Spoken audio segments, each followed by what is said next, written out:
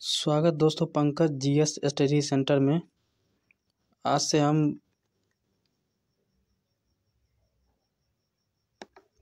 दोस्तों हिंदी का क्वेश्चन का हम सेट शुरू कर रहे हैं जो आपको मदद देगा UP police, Bihar BEd exam और अन्य एग्ज़ामों में इसका फ़ायदा होगा। चलते शुरू करते। पहला क्वेश्चन है दोस्तों, हिंदी किस भाषा परिवार की भाषा है। दोस्तों ये क्वेश्चन है, हिंदी किस भाषा परिवार की भाषा है। दोस्तों तो इसका आंसर हो जाएगा एक इसका आंसर हो जाए एक भारोपीय यानी भारत और यूरोपीय। भारोपीय का मतलब भारत और यूरोपीय हिंदी जो है भाषा परिवार की भाषा है। चलिए क्वेश्चन नंबर दूसरा पे आते हैं। भारत में सर्वाधिक बोले जाने वाली भाषा कौन सी है। दोस्तों भारत में सर्वाधिक बोले जाने वाला भाषा जो है हिंदी है। करीब 40% के आसपास दोस्तों हिंदी बोली जाती है। तो इसका आंसर क्या हो जाएगा, हिंदी। दूसरे स्थान पर हो जाएगा दोस्तों बांग्ला है। तीसरे स्थान पर तमिल है। यानी हिंदी, बांग्ला और तमिल जो है इसी आधार पर सबसे अधिक हिंदी, दूसरे आधार पर बांग्ला, तीसरे आधार पर तमिल बोला जाता है। चलिए क्वेश्चन नंबर तीन पे आते हैं दोस्तों। क्वेश्चन नंबर 3 कहता है, हिंदी भाषा का जन्म हुआ है। हिंदी भाषा का जन्म दोस्तों वो अपभ्रंश से हुआ है। कहाँ से हुआ है, अपभ्रंश से। इसका आंसर क्या हो जाएगा, ए, अपभ्रंश। चलिए क्वेश्चन नंबर 4 पे आते हैं दोस्तों। 4 नंबर क्वेश्चन कहता है, निम्न कौन सी बोली अथवा भाषा हिंदी के अंतर्गत नहीं आता है। दोस्तों हिंदी में आता है कन्नौजी, बांगरू, अवधी, लेकिन जो इसका आंसर जो चौथा हो जाएगा डी। इसका आंसर चौथा क्या हो जाएगा, तेलुगु जो हिंदी बोली के भाषा हिंदी के अंतर्गत नहीं आता है। यह एक शास्त्रीय भाषा है। तेलुगु जो है दोस्तों, तेलुगु, तमिल, कन्नड़, ये सब कौन सा भाषा, शास्त्रीय भाषा है। क्वेश्चन नंबर 5 आते हैं, हिंदी की विशिष्ट बोली ब्रजभाषा किस रूप में सबसे अधिक प्रसिद्ध है। दोस्तों क्वेश्चन नंबर 5 का आंसर हो जाएगा काव्य भाषा। हिंदी का जो है ब्रजभाषा किस रूप में है, वो काव्य। सूरदास ने सूर काव्य की रचना किस भाषा में की थी, वह ब्रजभाषा में की। इसलिए हिंदी की विशिष्ट बोली ब्रजभाषा जो है किस रूप में सबसे अधिक, वह काव्य भाषा के रूप में है। चलिए क्वेश्चन नंबर 6 पे आते हैं दोस्तों। क्वेश्चन नंबर 6 का था, भारतवर्ष में हिंदी को आप किस वर्ग में रखेंगे। तो इसका 6 का दोस्तों हिंदी जो है इसका हो जाएगा आंसर राजभाषा के रूप में। हिंदी किस रूप में रखेंगे, राजभाषा के रूप। इसका आंसर क्या हो जाएगा, ए। चलिए क्वेश्चन नंबर 7 आते हैं। 7 क्वेश्चन कहता है कि ढूंढारी बोली है कहाँ की। तो इसका आंसर हो जाएगा ढूंढारी बोली पूर्वी राजस्थान की। कहाँ हो जाएगी, पूर्वी राजस्थान के। ढूंढारी बोली कहाँ का है, पूर्वी राजस्थान की। चलिए क्वेश्चन नंबर 8 आ जाएगा, ब्रज बोली नाम से जानी जाती है। तो ब्रज बोली दोस्तों क्वेश्चन नंबर 8 का जो हो जाएगा वो है पुरानी बांग्ला। क्या हो जाएगा, पुरानी बांग्ला। पुरानी बांग्ला जो है ब्रज बोली नाम से जानी जाती थी। चलिए क्वेश्चन नंबर 9 पे आते हैं। क्वेश्चन नंबर 9 हो जाएगा दोस्तों, निम्नलिखित कौन सी भाषा है देवनागरी लिपि में लिखी जाती है। तो इसका आंसर हो जाएगा दोस्तों 9 का सी। मराठी जो है वो देवनागरी लिपि में लिखी जाती है। चलिए क्वेश्चन नंबर 10 पे आते हैं। 10 क्वेश्चन कहता है, एक मुनई के दुई बेटबे रहीन, ओ मैं लहुरा अपने बाप से कहिस दादा धन में जबन हमार बखरा लागत होय तबन हमका है दे। या बताना हिंदी किस बोली। दोस्तों ये हिंदी का जो है अवधी बोली का हिस्सा है। किसका है, अवधी का। यह जो है अवधी का हिस्सा हो गया। चलिए क्वेश्चन नंबर दोस्तों आइए 11 क्वेश्चन कहता है, कौन सी भाषा जो है संस्कृत भाषा की अपभ्रंश है। कौन सी भाषा संस्कृत भाषा, तो इसका आंसर हो जाएगा दोस्तों पाली जो है ये संस्कृत भाषा की अपभ्रंश है। दोस्तों पहले पाली आया, तब पहले संस्कृत भाषा का विकास इस प्रकार, पहले संस्कृत आया, तब पाली आया, तब प्राकृत आया, तब अपभ्रंश आया, तब अवहट आया, तब हिंदी भाषा, प्राचीन हिंदी भाषा का विकास हुआ। इस प्रकार भाषा का विकास हुआ है।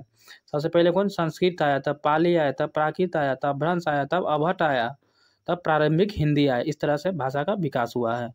चलिए आगे चलते हैं क्वेश्चन नंबर 12। 11 हो गया, क्वेश्चन नंबर 12 पर चलते हैं। क्वेश्चन नंबर 12 कहता है, अखिल भारतीय भाषाओं का विकास किस लिपि से हुई। दोस्तों इसका आंसर हो जाएगा 12 का अखिल भारतीय लिपि का विकास हुआ ब्राह्मणी लिपि से है। ब्राह्मणी लिपि से ही हुआ है। इसका आंसर क्या हो जाएगा, डी। चलिए क्वेश्चन नंबर 13, हिंदी भाषा जो है किस लिपि में लिखी जाती है? तो 13 का आंसर दोस्तों इसका हो जाएगा हिंदी भाषा जो है देवनागरी लिपि में लिखी जाती है। किस भाषा में लिखी जाती है? देवनागरी लिपि में। चलिए क्वेश्चन नंबर 14, वर्तमान हिंदी का जो है प्रचलित रूप क्या है? तो वर्तमान हिंदी का दोस्तों प्रचलित वो है खड़ी बोली। खड़ी बोली या करवी बोली जिसको बोलते हैं। तो वर्तमान हिंदी जो का जो प्रचलित स्वरूप है वह खड़ी बोली है। इसका आंसर क्या हो जाएगा? सी। चलिए क्वेश्चन नंबर 15 आते हैं, हिंदी भाषा की बोलियों को वर्गीकरण आधार पर छर्त बोली है। तो दोस्तों इसका आंसर हो जाएगा 15 का, वह है पूर्वी हिंदी। पूर्वी हिंदी, हिंदी भाषा की बोलियों के वर्गीकरण के आधार पर छर्त बोली है किस है? पूर्वी हिंदी। पूर्वी हिंदी में दोस्तों कौन कौन आता है? अवधी, बघेली और छत्तीसगढ़ी, ये सब आता है पूर्वी हिंदी के अंतर्गत आता है। बाकी पश्चिमी हिंदी में राजस्थानी हिंदी जो है वो पश्चिमी हिंदी के अंतर्गत आता है। तो इसका आंसर क्या हो जाएगा? ऑप्शन ए हो जाएगा। चलिए क्वेश्चन नंबर 16 आते हैं। 16 कहता है कि निम्नलिखित कौन सी पश्चिमी हिंदी की बोली नहीं है? दोस्तों बुंदेली, ब्रज, कन्नौजी, दखनी, ये सब हो गया आपको पश्चिमी हिंदी की बोली। और बघेली, अवधी, छत्तीसगढ़ी हो गया आपको पूर्वी बोली का पूर्वी बोली होगी। पूर्वी हिंदी की बोली होगी बघेली। बाकी ये तीनों है बुंदेली, ब्रज, कन्नौजी, दखनी, ये सब कौन सा हो गया? पश्चिमी हिंदी के अंतर्गत आता है। इसका आंसर हो जाएगा डी। चलिए क्वेश्चन नंबर 17 आते हैं। क्वेश्चन नंबर 17 कहता है कि भारतीय संविधान के किन अनुच्छेद में राजभाषा संबंधी प्रावधान का उल्लेख है? तो इसका आंसर हो जाएगा दोस्तों 17 का ए हो जाएगा 343 से 351 तक। यह राजभाषा संविधान में राजभाषा संबंधी उल्लेख है। चलिए क्वेश्चन नंबर 18 दोस्तों, हिंदी भारत हिंदी प्रचार सभा का मुख्यालय कहाँ स्थित है? तो क्वेश्चन नंबर 18 का आंसर दोस्तों हो जाएगा सी, ये चेन्नई में है। हिंदी भारत हिंदी प्रचार सभा का मुख्यालय कहाँ स्थित है? चेन्नई में। चलिए क्वेश्चन नंबर 19 पे आते हैं। क्वेश्चन 19 कहता है दोस्तों, हिंदी भाषा के विकास का सही अनुक्रम क्या है? तो दोस्तों हिंदी भाषा का विकास हम पहले बता दें कि पहले संस्कृत आया, पाली, तब प्राकृत, तब अपभ्रंश, तब हिंदी, अपभ्रंश तब अवहट, तब हिंदी। तो इसका आंसर हो जाएगा पाली, प्राकृत, अपभ्रंश, हिंदी। तो 19 का आंसर उसका क्या हो जाएगा? 19 का आंसर ए हो जाएगा।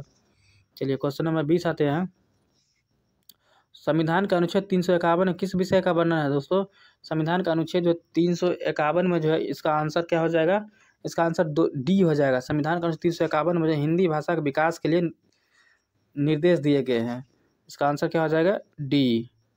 चलिए क्वेश्चन नंबर 21 में आते हैं। क्वेश्चन नंबर ब्रज भाषा क्या है? ब्रज भाषा दोस्तों पश्चिमी हिंदी का बोली है। ब्रज भाषा किस है? पश्चिमी हिंदी की एक बोली है। चलिए इसका आंसर क्या हो जाएगा? क्वेश्चन नंबर 21 का बी हो जाएगा। 21 क्या हो जाएगा? बी। चलिए क्वेश्चन नंबर 22 आते हैं। 22 कहता है कि मगही किस उपभाषा की शैली है? दोस्तों क्वेश्चन नंबर 22 है, इसका आंसर जो है मगही जो दोस्तों है बिहारी उपभाषा की शैली है। किसकी है? मगही जो है बिहारी उपभाषा की शैली है। चलिए क्वेश्चन नंबर 23 आते हैं। 23 क्वेश्चन है, हिंदी खड़ी बोली किस अपभ्रंश से विकसित हुई है? 23 का इसका आंसर हो जाएगा स्वरसेनी अपभ्रंश जो हिंदी खड़ी बोली से विकसित हुई है।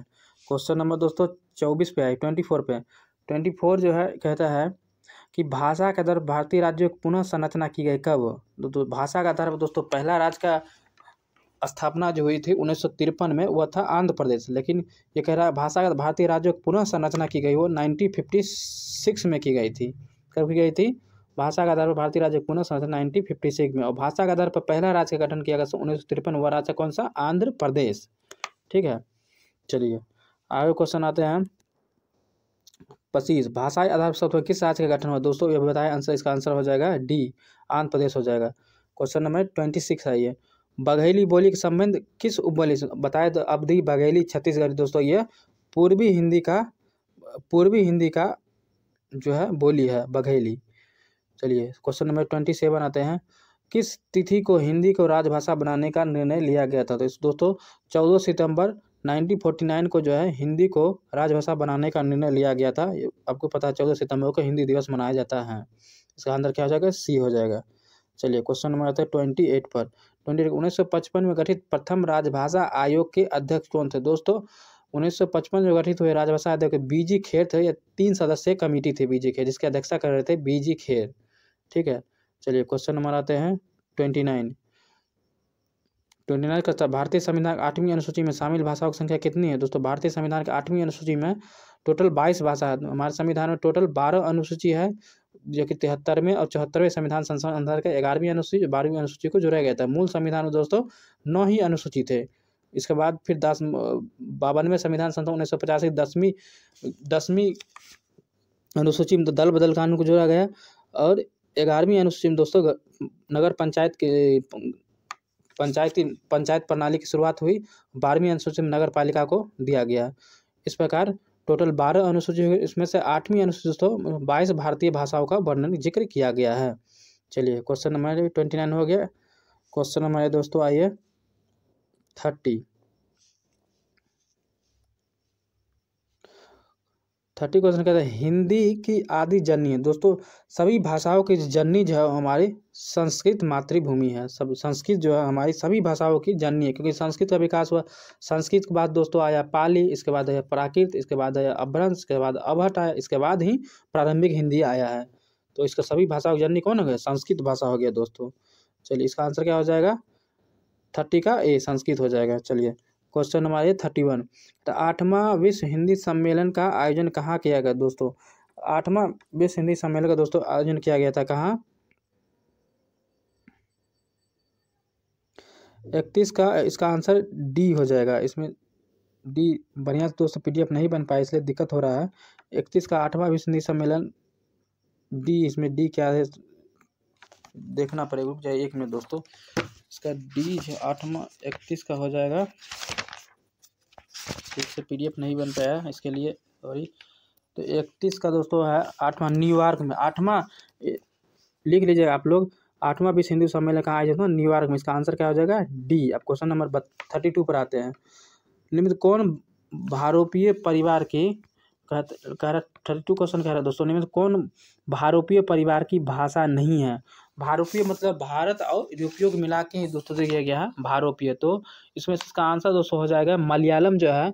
इसका आंसर सी हो जाएगा। क्या हो जाएगा?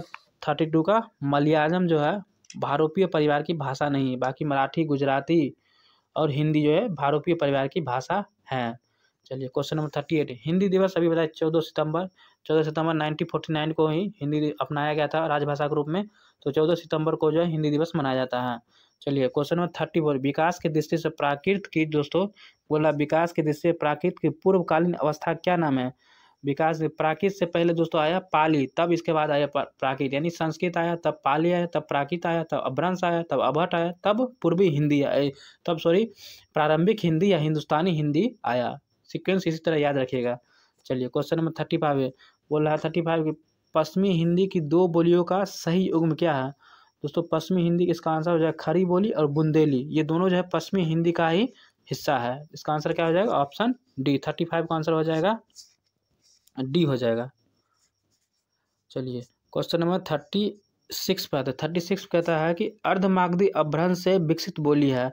दोस्तों अर्धमागधी अभ्रंश जो है बघेली यानी पूर्वी हिंदी का विकास हुआ। अर्धमागधी अभ्रंश किसका विकास हुआ है? पूर्वी हिंदी का विकास हुआ है। चलिए क्वेश्चन नंबर 37 और लास्ट क्वेश्चन है इस वीडियो का। क्वेश्चन नंबर 37 कहता है दोस्तों कि देवनागरी लिपि का सही विकास क्रम क्या है? दोस्तों देवनागरी लिपि जो है पहले देवनागरी लिपि ब्राह्मणी लिपि आए। ब्राह्मणी लिपि को है उत्तर में दोस्तों गुप्त नागरी लिपि और दक्षिण में चला गया था उत्तर में दोस्तों गुप्त लिपि और दक्षिण में नागरी लिपि आए। तो ब्राह्मणी लिपि का विकास क्रम है दोस्तों। इसका आंसर सी हो जाएगा 37 का। इसका हो जाएगा ब्राह्मणी लिपि, गुप्त लिपि, नागरी लिपि और लास्ट में तब जाके देवनागरी लिपि आया है। इस तरह वीडियो पूरा 37 का पहला सीरीज खत्म हुआ। आगे भी इस सीरीज को शुरू रखेंगे। आप लोग चैनल को सब्सक्राइब कर लीजिए और कैसा लगा वीडियो हमें कमेंट करके ज़रूर बताइएगा। तब तक के लिए हमें विदा दीजिए। नमस्कार।